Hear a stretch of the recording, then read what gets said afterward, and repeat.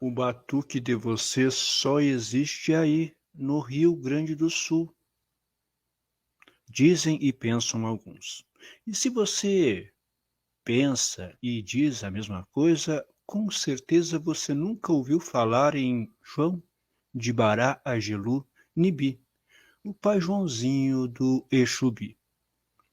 Quando se fala em nação de Gigi, aqui no estado do Rio Grande do Sul, logo vem o nome do pai de santo mais famoso dessa nação, que sem sombra de dúvidas é o pai João Correia de Lima, o pai Joãozinho do Exu Nibi, ou simplesmente pai Joãozinho do Exubi.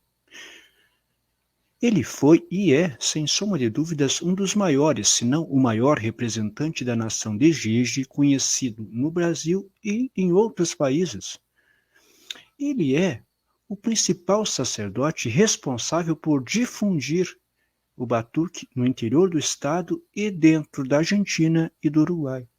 E é sobre esse homem negro, pobre, batuqueiro e homossexual que eternizou seu nome na história do batuque que nós vamos falar um pouco nesse vídeo. Eu sou o Pai Kleber Diogum. E se você está gostando desse projeto, eu lhe convido a curtir, comentar, compartilhar e levar esse vídeo ao maior número de pessoas possíveis. E caso seja a sua vontade também, eu lhe convido para você seguir as páginas do Heranças Afro no Face, no Insta e no YouTube. Recadinho dado, o pedido está feito. Roda a vinheta.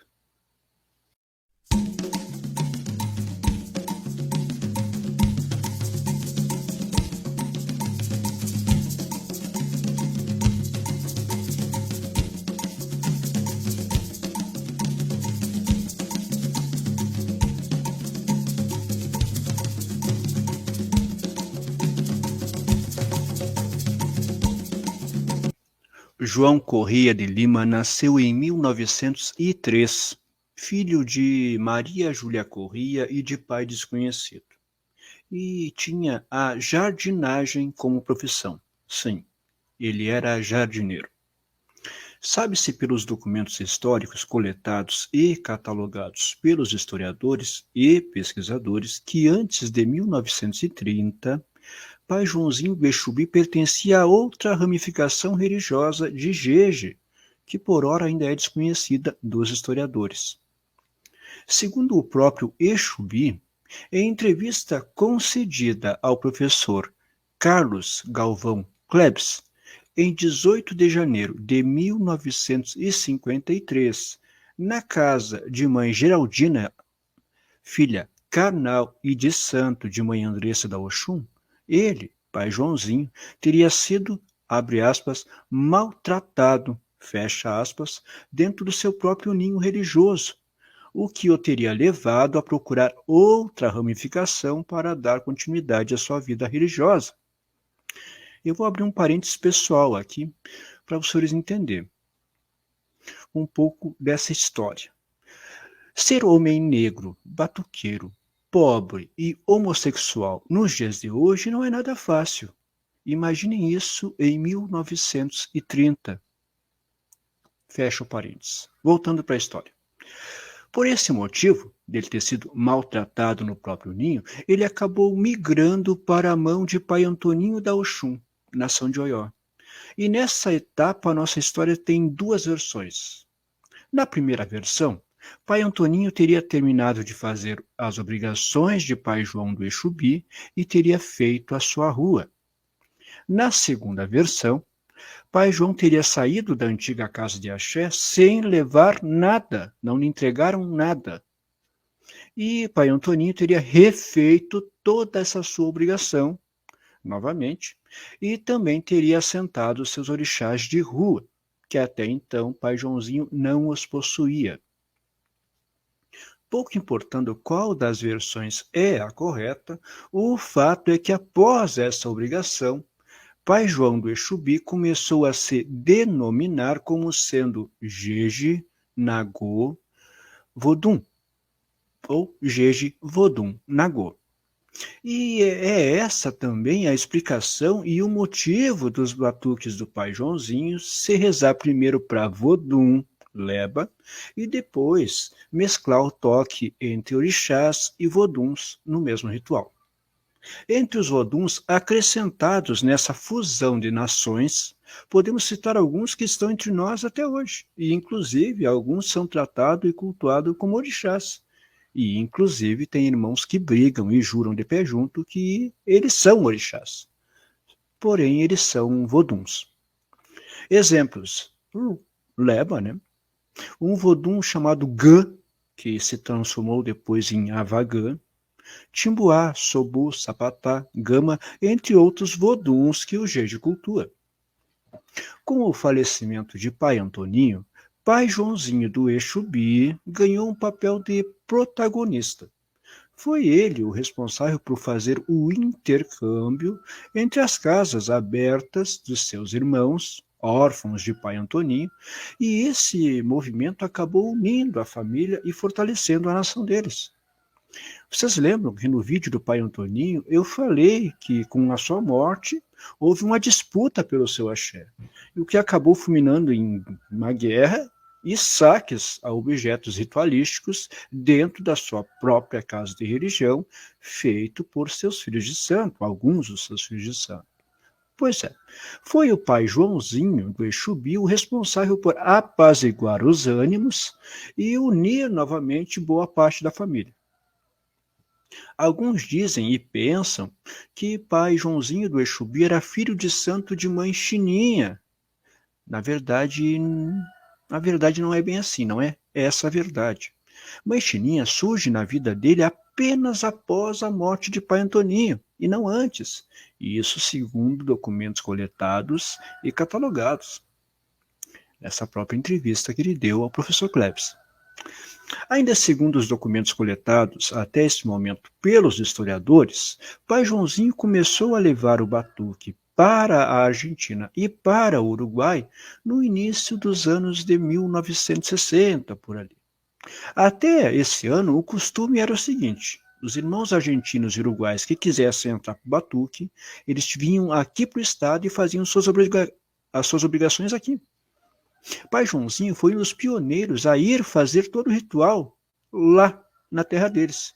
E isso lhe abriu várias portas e verdadeiras estradas e pontes que até hoje estão aí abertas e os batuqueiros as usam com frequência quando vão fazer seus rituais nesses países. Com relação aos Agdavis, o par de Agdavis, né? Na verdade, se tem documentado que já nos rituais promovidos pelo príncipe custódio de Sapatá Irupê, já se usava os agdavis para tocar tambor. Os toques eram feitos com agdavis. Mas com toda certeza nós podemos afirmar que foi com o pai Joãozinho do Exubi que o uso dos agdavis e as danças de par típicas do Jeje se popularizaram, pois os rituais do príncipe custódio eram muito privados. E o pai Antoninho, podemos dizer que ele popularizou o batuque. Ainda sobre os agdavis, é importante salientar que pai Joãozinho do Exubi, ele não era tamboreiro. Mesmo assim, ele dominava a prática do toque com agdavis e ensinou vários tamboreiros a tocarem com os agdavis. Vale ressaltar aqui que era um costume entre alguns batuqueiros antigos dominar com certa propriedade um pouco de tudo dentro do batuque. Da rua à porta do quartel santo, o batuqueiro bom não se apertava. Ao contrário, ele mandava se valer. O próprio ditado "bom cabrito não berra", que muitos batuqueiros usam, vem dessa prática, onde eles sabiam de tudo um pouco e não se apertavam em quase nada. Outro ponto importante coletado pelos historiadores é que em 14 de abril de 1956, visitou o estado do Rio Grande do Sul, em uma peregrinação religiosa, o renomado babalorixá do candomblé carioca, pai Joãozinho da Golmeia. E esse ele foi recebido aqui no estado com uma comitiva de sacerdotes batuqueiros, entre eles pai Joãozinho do Exubi. Os relatos narram que eles criaram uma certa amizade, afinidade. O fato é o seguinte: esse contato de alguns batuqueiros com o pai Joãozinho da Goméia acabou gerando algumas influências dentro do batuque.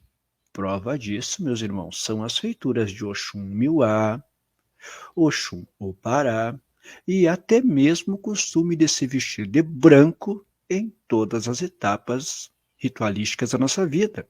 Fato esse que até ali só se usava branco para os rituais de terminação, batuque do peixe, e para os rituais fúnebres, influência do candomblé. Pai Joãozinho do Exubi comemorava o aniversário do seu orixá no dia 19 de maio. Nessa data, a casa situada na rua Comendador Reingartz, número 265, no bairro Montserrat, se tornava pequena, haja vista que recebia toda a comunidade batuqueira. E eles se reuniam para reverenciar Pai Bará, Agelu, Nibi, o Exubi. Pai Joãozinho faleceu nesse mesmo endereço, aos 68 anos de idade, no dia 26 de novembro do ano de 1971, às 19 horas e 15 minutos, conforme atesta o seu atestado de óbito, encontrado e catalogado pelos pesquisadores. A causa da morte foi uremia, insuficiência renal e insuficiência cardíaca. Pai Joãozinho deixou uma filha carnal, Maria Reni, muito pouco se sabe sobre ela, e uma vasta família religiosa espalhada por todo o estado, por várias regiões do país e muito forte e já muito bem estruturada na Argentina e no Uruguai. Entre seus descendentes mais conhecidos, nós podemos citar Zé da Saia de Sobô, pai Zé da Saia, pai Pirica de Xangô, pai Tião de Bará, e as tamboreiras Evinha e Jurema, que por anos foram as responsáveis pelos toques na casa de pai Joãozinho do Exubi. O nosso batuque, meus irmãos, ele é cheio de histórias belas e lindas, e essa que eu acabei de contar aqui agora para vocês é um pouco da vasta história de superação desse grande homem negro, batuqueiro, homossexual, pobre, que há quase 100 anos atrás enfrentou e derrubou o preconceito, rompeu barreiras e abriu as portas para o batuque em todos os lugares do país e fora do país, aonde o pai Bará, Agelu Nibi, assim quis. Esse é o batuque e esses, os batuqueiros, os nossos eternos baluartes. O Batuque e os Batuqueiros é um projeto semanal, fruto de uma parceria do Heranças Afro com os historiadores Giovanni Scherer e Vinícius Pereira de Oliveira, o Omorixá Vinícius de Aganju, e também com o professor especialista em História e Babalorixá, Denis Jodé. E nós, do Heranças, ainda contamos com a colaboração, revisão de texto e conteúdo do nosso colaborador Babalorixá Mozart de Amanjá, nosso consultor teológico sobre o batuque tradicional. Lembrando e jamais esquecendo o nosso mantra aqui da página, o saber, meus irmãos, ele não ocupa espaço. Compartilhe esse vídeo, chama todo mundo e vem pro Heranças.